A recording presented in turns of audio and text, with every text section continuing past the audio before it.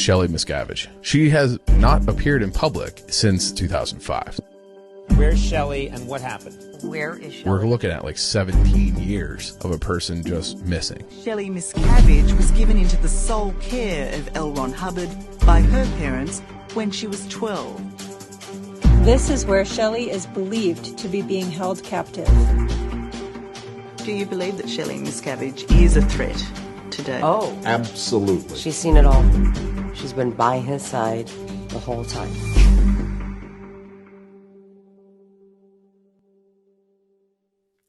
Welcome back to the channel. My name is Claire Headley, and this is my next episode of my series, Where is Shelly Miscavige?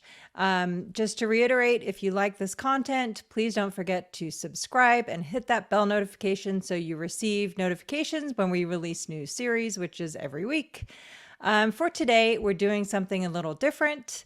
I will be being interviewed by none other than my husband, Mark Headley. Welcome, Hey, guys. honey. Hello. So you ready? You did everything you need to do? Yes, I did. Okay, well, since I'm interviewing, I'm kind of OCD about this. So there we go. Now you're on the interviewee side now. You're in the hot seat now. That's right. I am in the hot seat. So you worked at the Religious Technology Center for what years? 1996 until 2004. Okay, so you knew Shelly. You were in the same. You worked at the same C organization or the same Scientology company as Shelly. But then, in the course of researching for this series and talking to different people, and also you've talked to people on background that you haven't had on the show. So you've spoken to other people, and we sort of went through and rehashed any of the Barney stories that he went over with us. So you have a lot of new information that Yep. people don't know about Shelly in her, up until she was 16 years old. Yes. Kind of stuff. Yes, absolutely. And some of this was snippets from Barney, but then also, and just in reaching out, there were friends of the family from when the family first got into Scientology in Texas in 1965, when Shelly was 4 years old. Her younger sister Camille was around 2, and her older sister Clarice was around 6 years of age.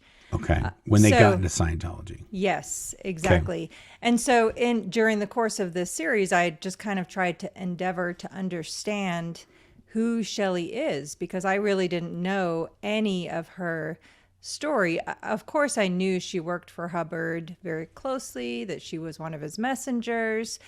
But in terms of her, any personal details, like for the longest time, I didn't even know Clarice was her sister when we were on at the headquarters.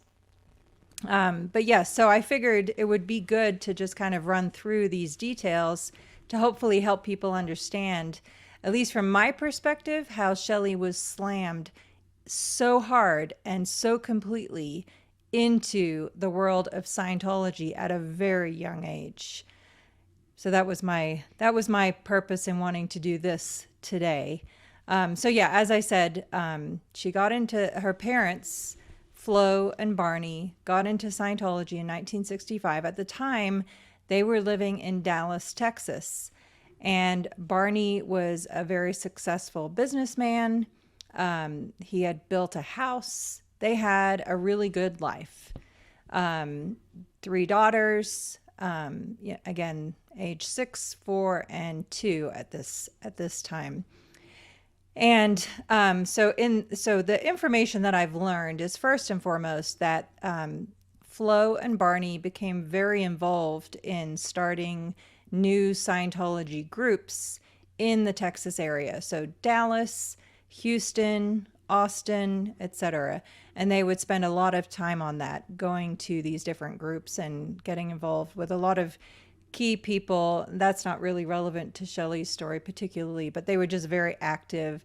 And very quickly, the girls became immersed in this world of Scientology, where that's all Flo and Barney were spending time on, was trying to grow Scientology in the Texas area. And again, they were successful. They had a nice life. Everything was wonderful. What could possibly go wrong, right? Enter Scientology. Yeah, so let's see. I'm going to pull up my notes here too.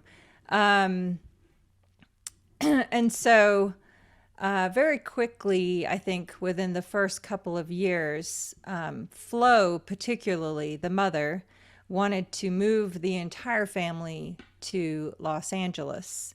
And so they started on kind of arranging, figuring out how that would work and so forth. Barney didn't want to go. But that was because Scientology had large groups in California, in the Los Angeles area. There was a larger concentration of Scientologists. Yes, exactly. And that was in the late 60s, like 69 is when that happened? So let's see. 68, yeah, 69? So between 65 to 69, it's hard to pin down exact dates. But also during that time when they were still in Texas, Flo and Clarice ended up going to St. Hill in England, which was the Scientology headquarters in England at that time. It's not entirely clear to me whether it was while they were still in Texas or right after they moved to LA. But either way, to me, the significance is that the mother with her 10-year-old daughter left for at least 6 months and left behind her 8-year-old and 6-year-old daughter. Mm-hmm. And yeah, so again, you just kind of start to get the impression of how fractured normal life from a child's perspective was becoming. Yeah. And she didn't take Shelly, she took Clarice. Flo. That's right. Okay, Yeah. so Flo takes Clarice to England, and Barney is left with the other two girls, Shelly and Camille. Yes, exactly. And the entire time they were in England, from my interview with Janice, I know that Clarice never went to school. She was just sitting at the house all day waiting for the mom for months. And she would wait for Janice and Janice's siblings to get home from school to play with them.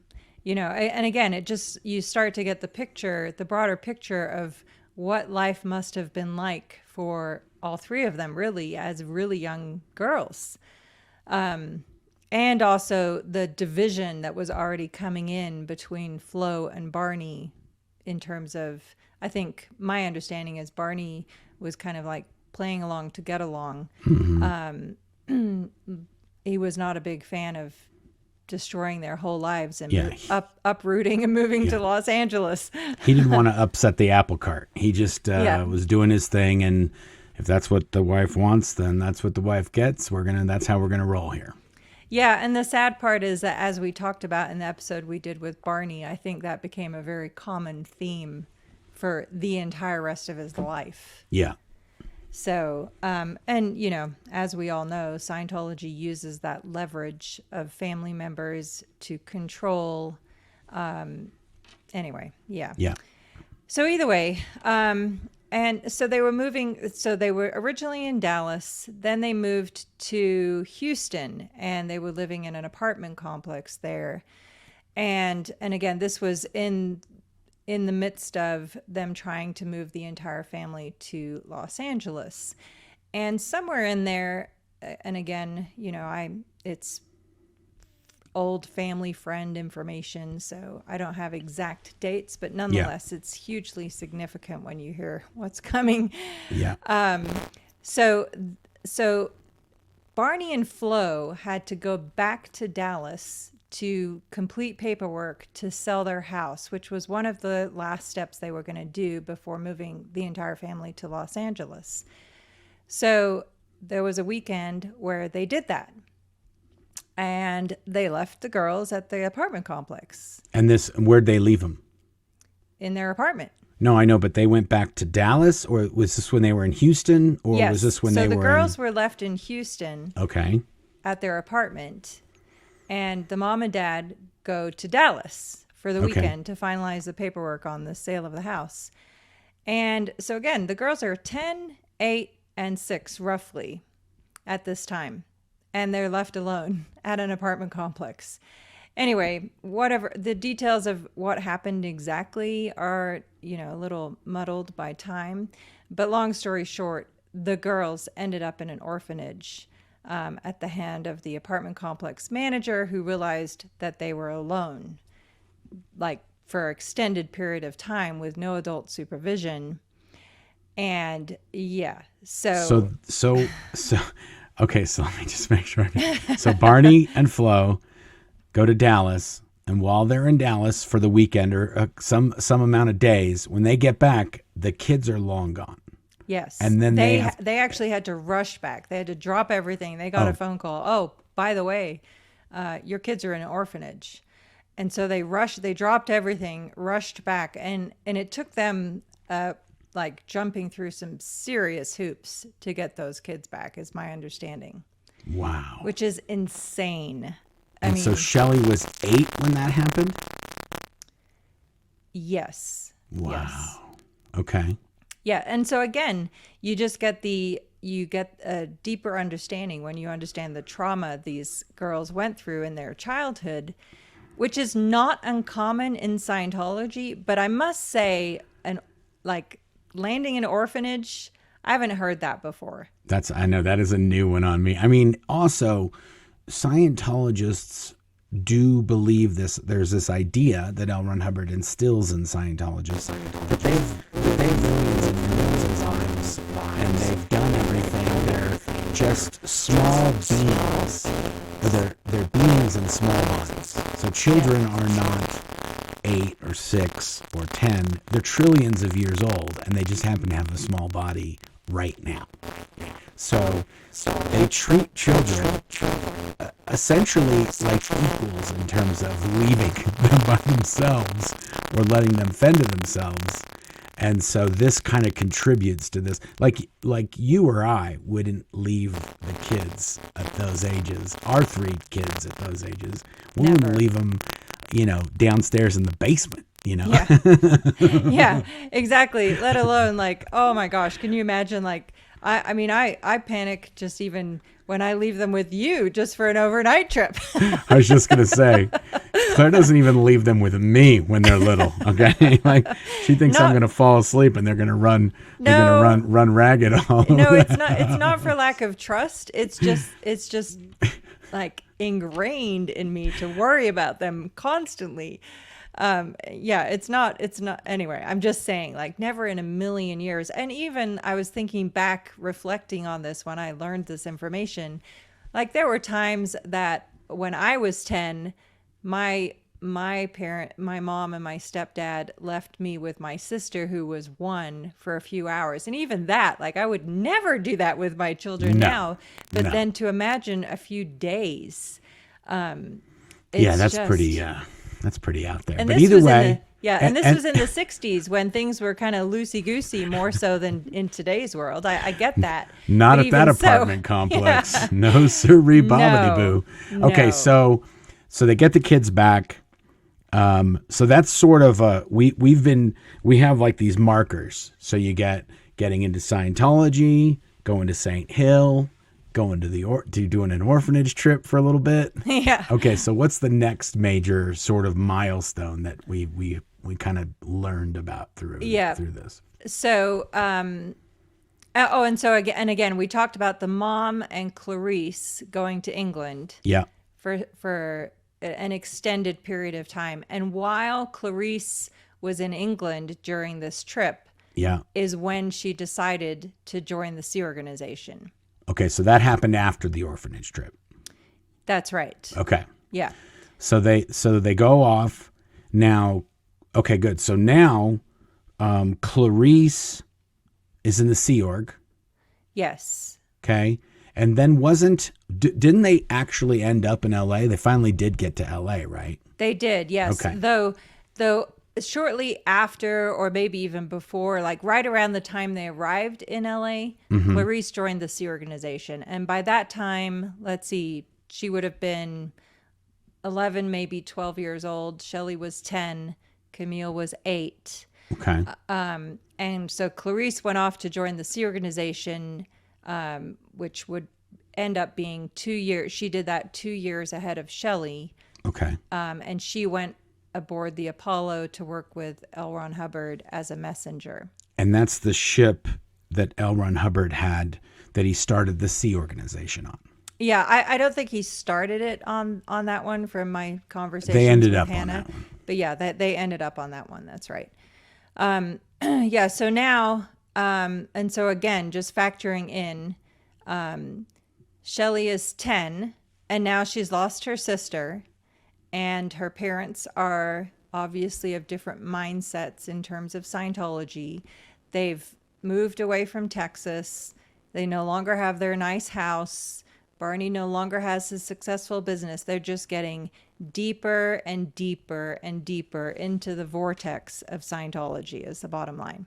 Okay. And then there was a thing that happened around that time that I've heard about. I don't know how it affects these guys, but they had a place where they were watching all the kids of the people, of the Scientologists in Los Angeles in the 70s. Yes. And they had it was either a house or it was just some kind of place where they'd stuck all the kids.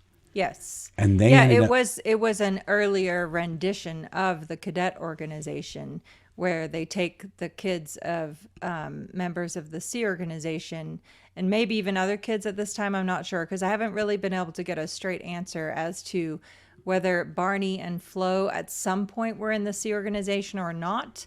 But either way, so Clarice was off with L. Ron Hubbard on the Apollo, gallivanting around the world. Her parents had no idea where she was. Meanwhile, Shelly and Camille are in Los Angeles at the Cadet Organization with a lot of other kids.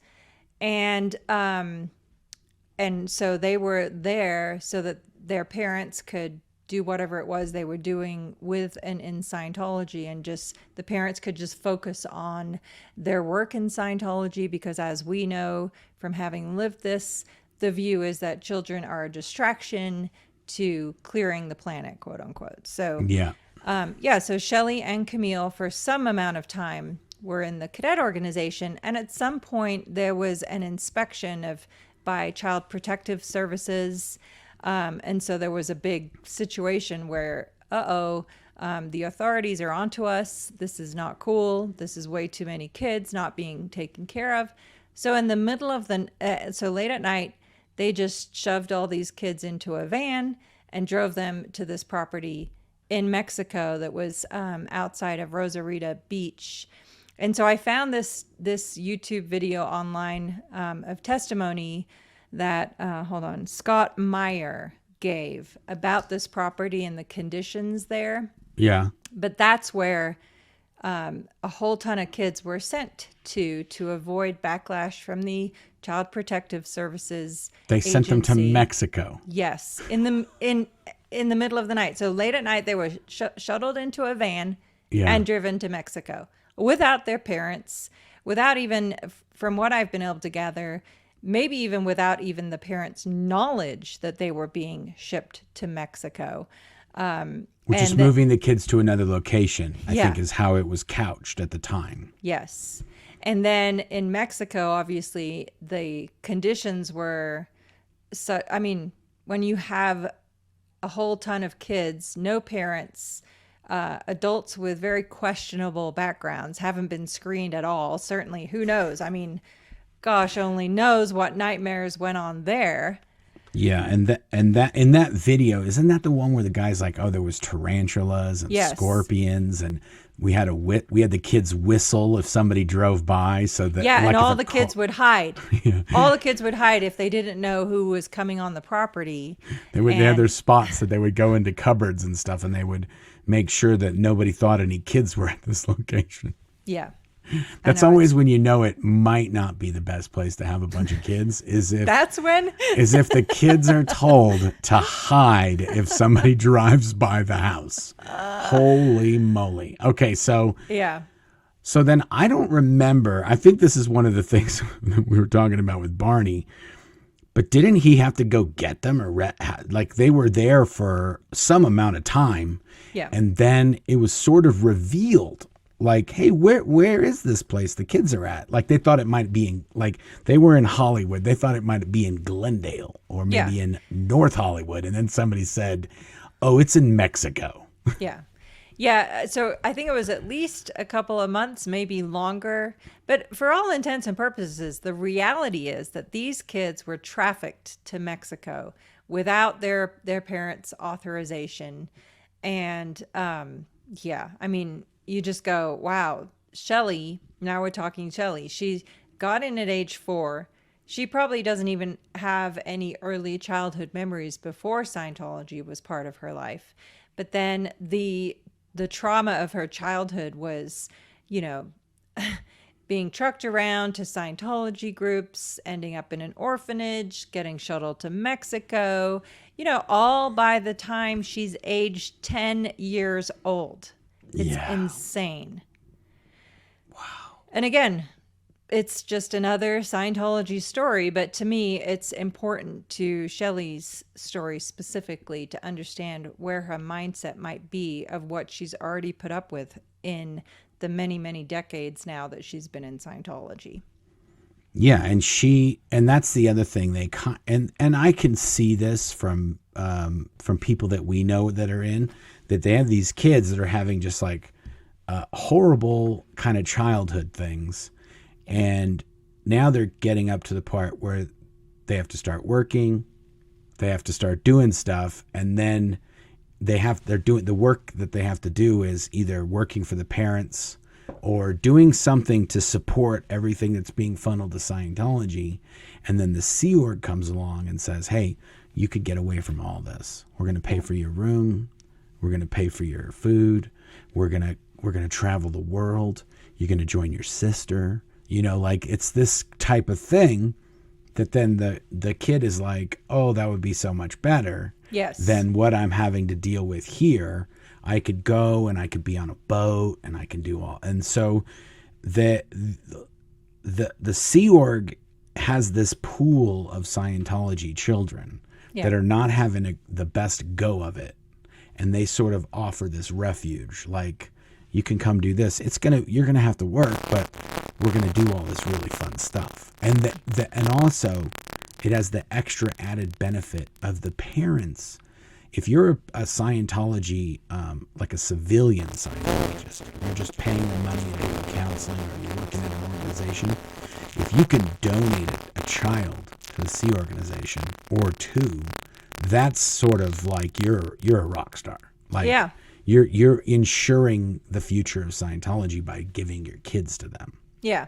It's funny you say that, because in my case, because I was in Religious Technology Center, my mother used that to get approval to get onto the upper levels of Scientology. What thanks do we get now? You gotta hook her up with the upper levels, the SP levels, because then she'll be forever grateful. Yeah. Okay, so we're talking Shelly, about 1972, 1971. The orphanage, crazy orphanage stuff happens, and then when does Shelly actually end up joining? Because at some point she joins the Sea Org. Where does that happen? Yeah, so that was 1973 when she was 12 years old. Right after that is when she's like, I'm out. Yeah, and again, you look at the context and the backdrop of all that trauma of childhood, and you can see how the Sea Organization might have presented this rosy picture of stability and purpose and dedication, and you'll be with your sister and all these other things, and you go, yeah, to a 12-year-old, what questions are they going to ask? And Clarice and Shelly were very close, had been very close. So it was probably a struggle for Shelly having her sister just gone, poof, out of nowhere, when Shelly was like 9 or 10 years old. And so Shelly joined the Sea Org. Did she go straight to the Apollo? That's where she went. Yes. So she signed a billion-year contract.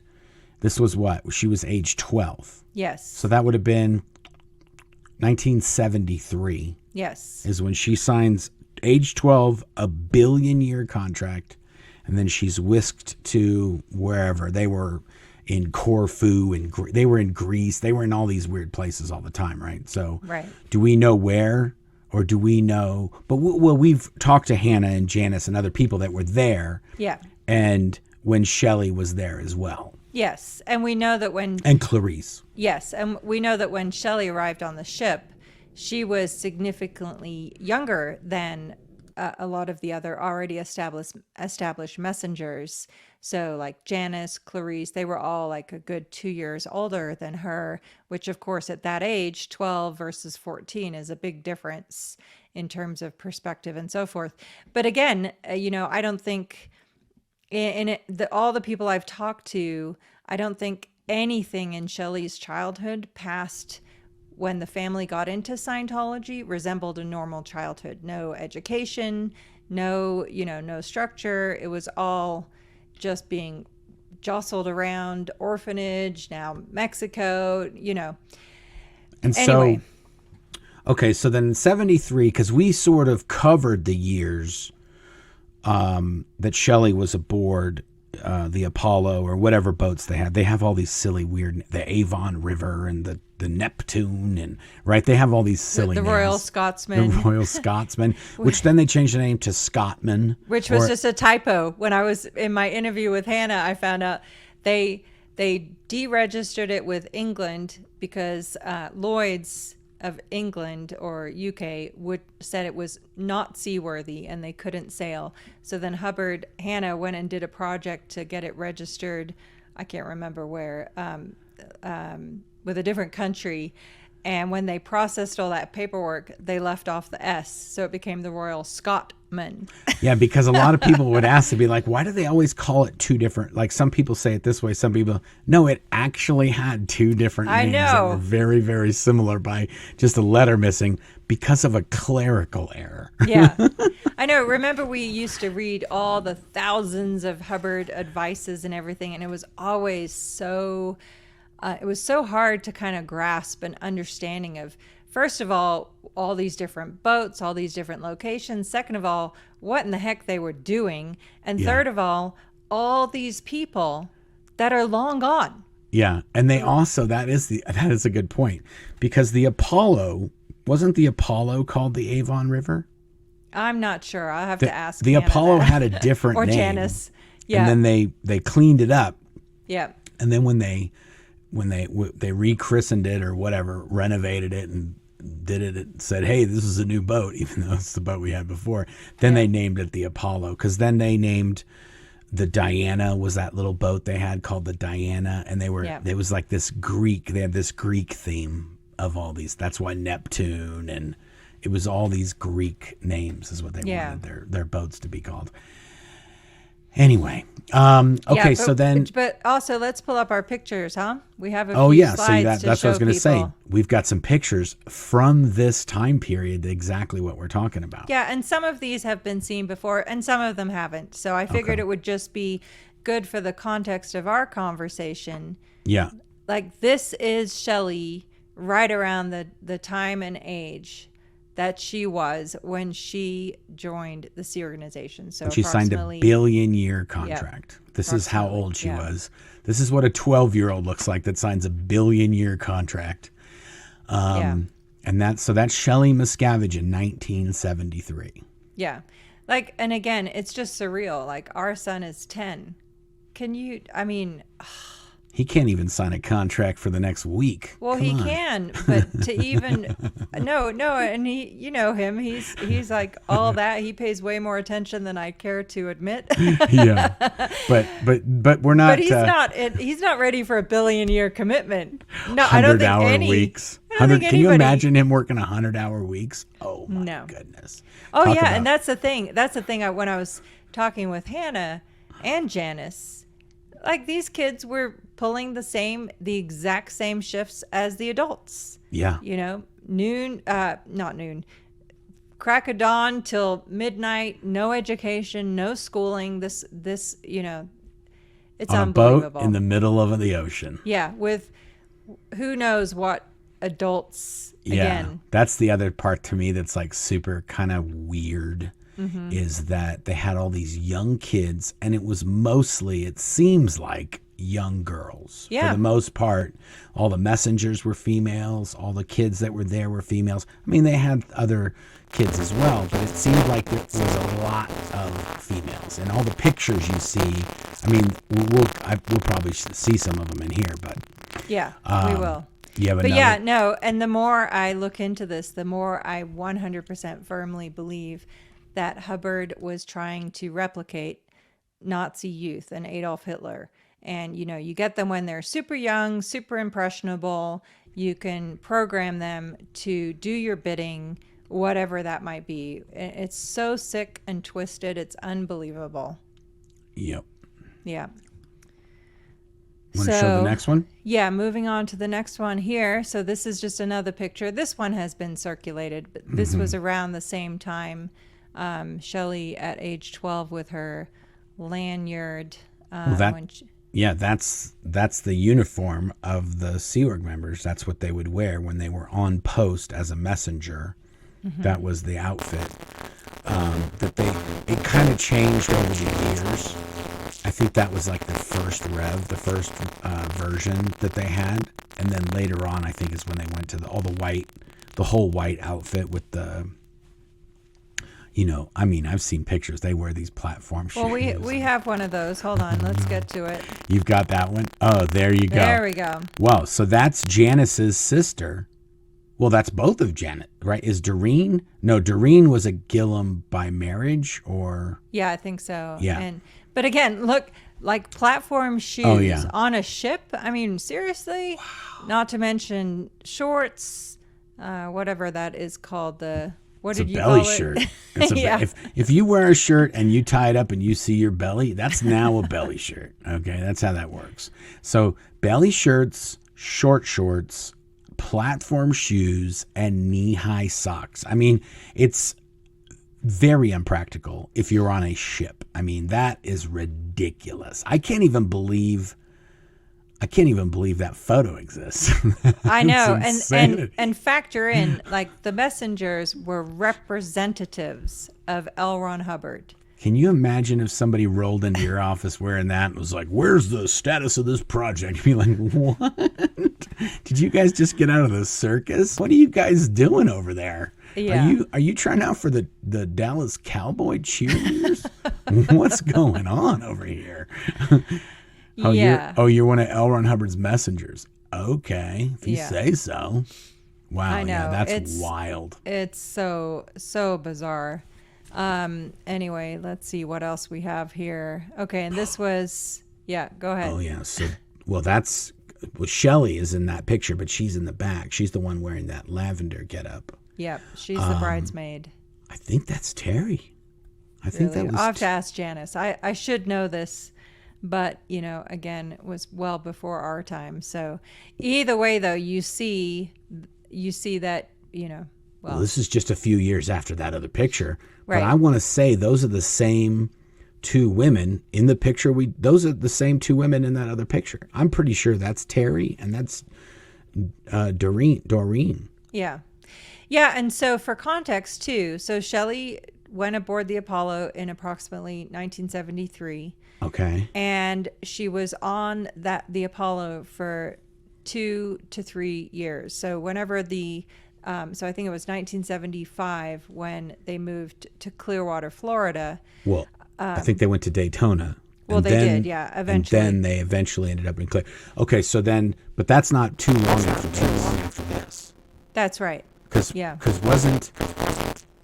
there's pictures of Shelly. Do we have any more pictures of her on the ship, or is that the last one? I think that's the last one. Okay, because then there's pictures of Shelly in Clearwater at high school, because she attended high school in Clearwater for up until I think she was 16 years old, right? Yes, absolutely. And actually, Aaron sent me that picture. Hold on, I just remembered. While we're talking about the next part, I'll upload that picture because I have it. Okay, perfect. Yeah, but and even that was a crazy piece piece of information to me because I learned about that when I was talking with Mark Fisher.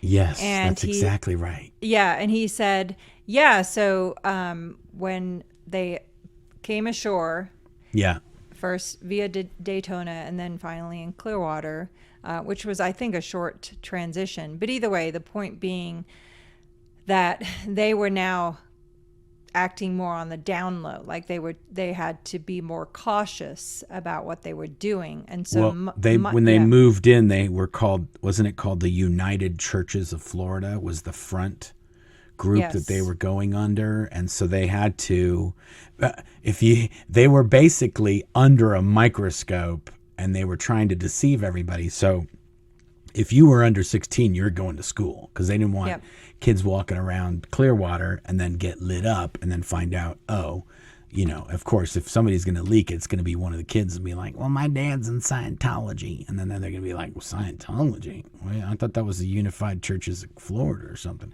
Anyway, so Shelly was going to school and she was going to, is it Clearwater High? Yeah, I know. I was shocked. I was like, wait a minute. Shelly went to Clearwater High School? And I think, I want to say, I mean, I don't know, but I think Aaron's daughters go to that school. Oh, they do. They I'm absolutely pretty sure do. the way he got the yearbook is they're like going there. He just said, hey, can you pull up the yearbook from 77 or 75 or whatever it was? And poof, there's Shelly in the yearbook right there. Yeah. Did you not? You still don't have the picture? I'm just about there. Give me a minute. Okay. Well, I can put this other thing up, and we can show one of those other pictures. Meanwhile, if you want. Well, yeah. Okay. Poof.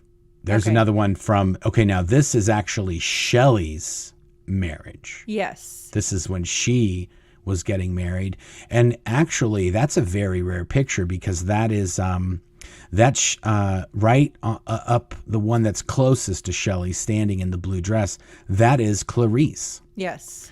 And I don't know who these other women are. I'm pretty, Janice will tell you, oh, that's blah, blah, blah, and that's blah, blah, blah. But that is definitely Shelly in the middle there sitting in the chair. And there is another picture of her and Dave against this kind of ribbony background here. That's a very weird picture. Like Dave is standing next to her and she's looking down like that. But I've seen that picture as well. Yeah. But this was in what year was this? So hold on, let me find my notes. I'm doing too many things now here. I'm getting splattered. So I think it was 1981. The end of 1981. I don't know. I've had a little bit of contradiction, but as far as I've exactly been able to establish it, I think it was definitely December when they got married. Okay. 1981 or 1982, but one person says they were definitely already married when they left, so you know how it goes. Yeah. Lots of different versions here. Yep. Now this is from like 2000s, right? Okay, hold on, let me get back. I'm uploading this new one here. That's okay. Okay, yeah, this was like late 90s towards the 2000 maybe. Yeah. Okay. And then this one is definitely like 2004, 2000, later on. Like mid 2000s or no, I'd still say 2001. Yeah, 2000, 2001. Yeah. Okay. Yep. And then that's all that we have of those until you get your so that one, the new one is uploading. Yeah, exactly. So we'll show the high school picture too. But yeah, and even then I was like, so for a short period of time when Shelly was 16, she did end up going to Clearwater High School, but that only, it was when she was 15, because then as soon as she turned 16, they were done. Like it wasn't a requirement for the purpose of getting a high school diploma. Yeah. It was just a requirement of once they're 16, we can do whatever we want with them. That's sort of even a thing in the Sea Org. And you added it. Yeah, I got it. I'm gonna. Okay. Yeah, there we go. So perfect. Okay, so then look at that. Yep. That looks much better. Her yearbook picture looks a lot better than her recent license photo. Oh my gosh, I know. It doesn't even look like her. When I looked at that photo, we might have to do a whole nother video on that. But We should. just We in the really last should. few days, a photo was released of her and her, currently of 2023, supposed the last time she got a driver's license photo. Oh no, that picture was from 2010. The DMV 2010. picture was from 2010. Oh wow, it's that Yeah. old. Yeah. Can't imagine what she looks like now. Oh my gosh. You know what it looks like? It looks like the lights in her eyes went out. I know. That's what it looks like to me. I know. I totally look at that and go, I know it's Shelly, but I don't like. That person is a shell of the Shelly that we knew. Yeah. Which is just, oh my gosh, it's disturbing and upsetting and. Anyway, Okay, so as we know, there's many things going on behind the scenes, but we're just gonna keep talking and keep asking, where's Shelly, and keep talking to anybody and everybody, and we've got lots more content coming. So then after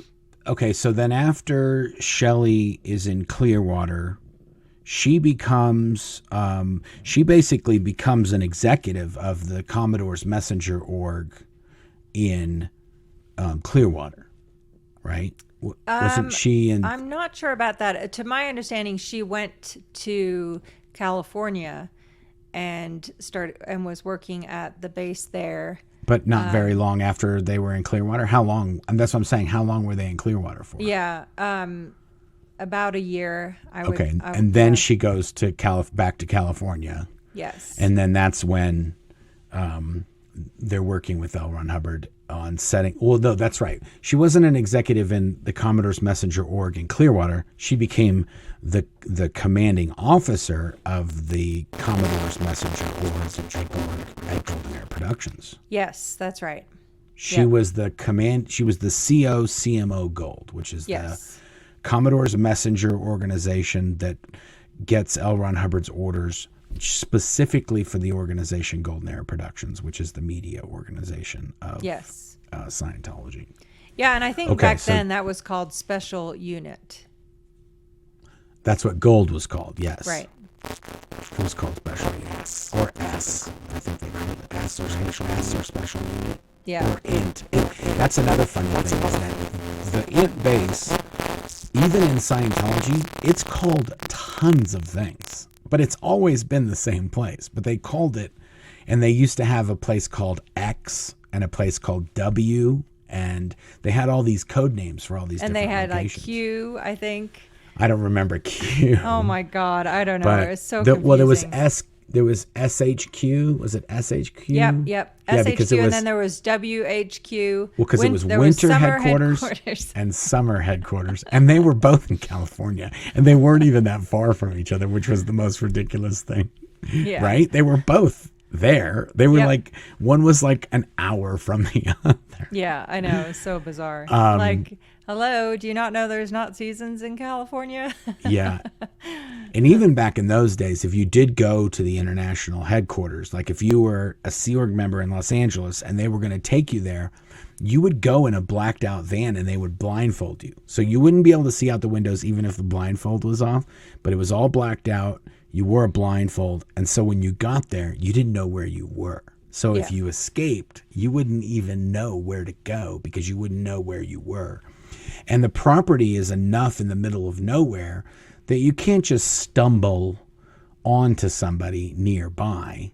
You'd have to get into town, you know, depending on which way you went and how far you were going and which road you went down. But so that's where Shelly, you think that's where Shelly went to when she came from Clearwater? She went either, because that's right about the time, late 70s, early 80s, that's right about the time, because I think they bought the properties in like the INT property, I think was bought like in 79. Yeah. Is when they purchased that property. So this is right around that same time.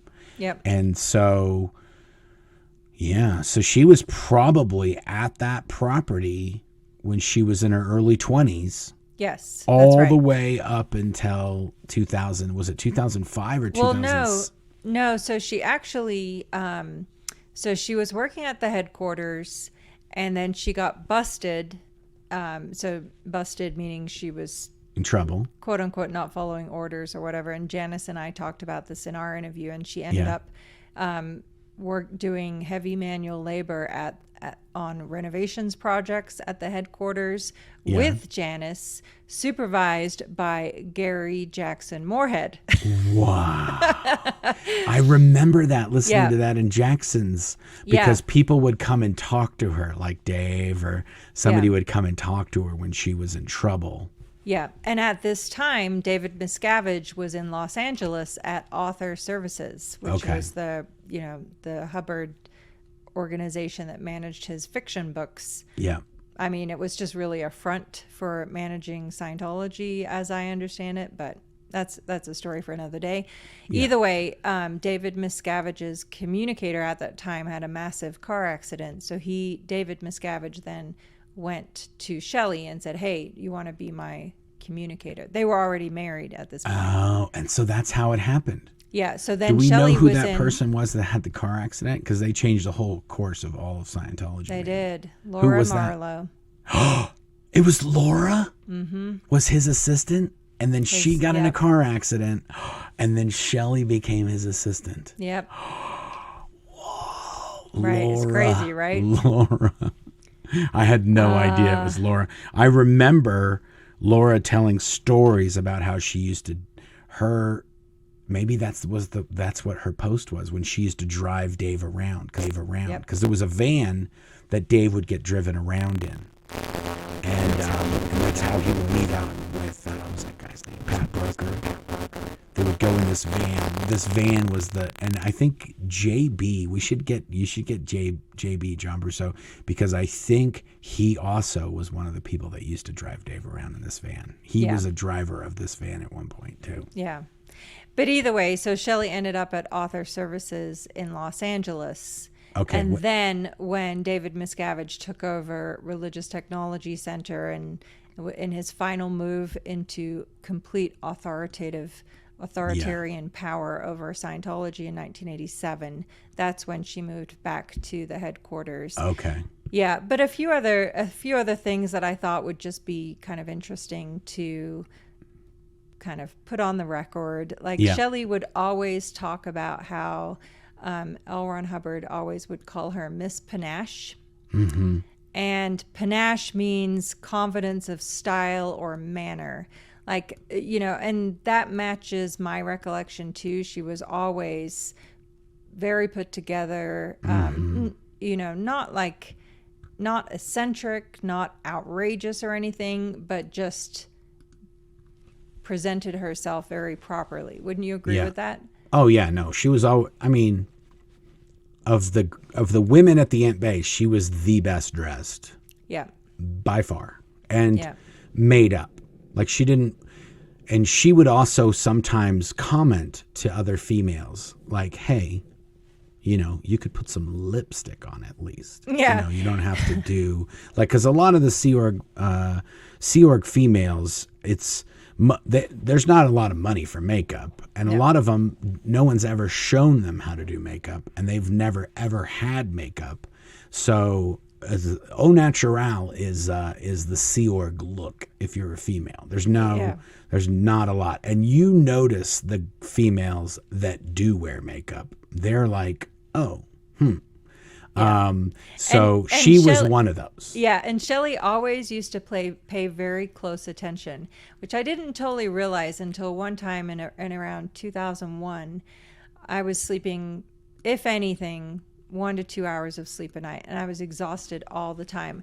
And one day I had this kind of moment, and I was like, well, at least if I'm not going to get any sleep, I should at least make an effort and try to make myself look nice, dress nice, put some makeup on.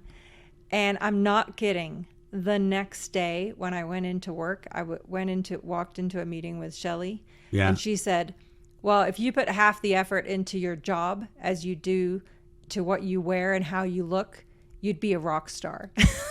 I was just like, oh my God, I just can't win. Right. That's so funny. Ugh. Yeah, no, I remember that when there was different time periods where when I was over the cinematography pre-production areas, one of those departments was makeup. So it was sets, props, research, sets, props, logistics, something like that. Anyway, Shelly would have people come over, and even from Religious Technology Center, and the makeup crew would show them how to do makeup so that they could, and then they would do maybe do their makeup and show them how they did it. And it was like, oh, you know, COB assistant sent me down here, said that you should show me how to do this or show me how to do that. So we would see that she was definitely like trying to, come on, gals, you gotta, this is, you know, it's getting a little bit much. You guys got to learn how to do makeup. Yeah. And and so sorry, one other thing I just wanted to get in here because I thought it was hilarious. So one time I went into work, and it was one of the days when we were just again wearing regular clothing, which civilian uniform K clothing. or civvies. Yes. Yeah, so that would happen usually, well, once a week, I think we would, you know, and then in later times it was much less. It was like only on like Christmas Day when you're going into post, going into your job, wear civilian clothing so that people driving by don't think we're androids that don't observe Christmas, right? Which we were. But anyway. Yeah, we were just wearing regular clothes. We were still at work. That's the part that's always funny to me. Like, oh, they don't want everyone to think that we're working on Christmas. Is like, we're here. Yeah. What else we're would we be walking around doing? in normal clothing. Like that's going to appear differently to some some person driving by. If I'm building a stone veneer wall in regular clothes, I'm still building a stone veneer wall here. Yeah. Oh my gosh. Anyway, so one day I wore black pants and this like burgundy maroon sweater. And Shelly was like, you can't wear those colors. I was like, what? She was like, that's the colors from the bad guys on the whole track. That was Xenu's officers wore red and black. That's what she said? She didn't say Xenu, but she was like, I think she said loyal officers or whatever. Like, no, she loyal definitely, officers are the good guys. Yeah, so that's why I couldn't exactly remember the term that she used, but the she was Galactic definitely Federation. like the bad guys on the whole track. Those are the colors that they wore. So you can't red do and that. black. Yes. That's my channel motif is red and black. Well, there you go. Now I've enlightened you further as to the importance of your color motif. Xenu is my homeboy. I'm telling you. I just happened to pick his colors. Yeah, I know. I didn't even remember it until we were sitting here talking. And then I was like, wow. Oh, yeah, totally. She used to absolutely. She was like, Hubbard said that. And it's true. There is an advice from him, a piece of paper where it says, you know, those are the colors the bad guys wore on the whole track gazillions of years ago. And so, of course, we can't wear those colors now because we might trigger people currently. Yeah. If you wear those colors. You can't be the bad guys. Anyway. Well, they're the good guys now. Yeah, I know. Yeah. It's all a matter of perspective, that's the dark right? side. We're the Jedis, okay? Yeah, we're on the light side. We're shining lights. They want to shut doors and hide things in dark closets. We want to shine a light. Wow, so, red and black. You really just blew my mind there, babe. That's, I know. That's a good thing. I just happened to luck into the whole track SP color scheme. Just right? Innately. That tells you something there, Scientology. Tells you something there. Okay, good. Is there anything else? Do we have any other ones? We basically covered everything up until she's now at the Imp base now. Yes, that's right. And so in our next episode, you will interview me about my experiences with her in the 8 years that I worked in Religious Technology Center. Okay. Yeah. Awesome. Good. I hope people are getting some new information out of this and getting an idea of who Shelly Miscavige is. Yes. And meanwhile, in the background, we're working on tracking this woman down. So there are many things in the works. I mean, it's a lot, and then we're going to keep going. Yep. Awesome. Okay. Well, thanks for joining us, and until next time.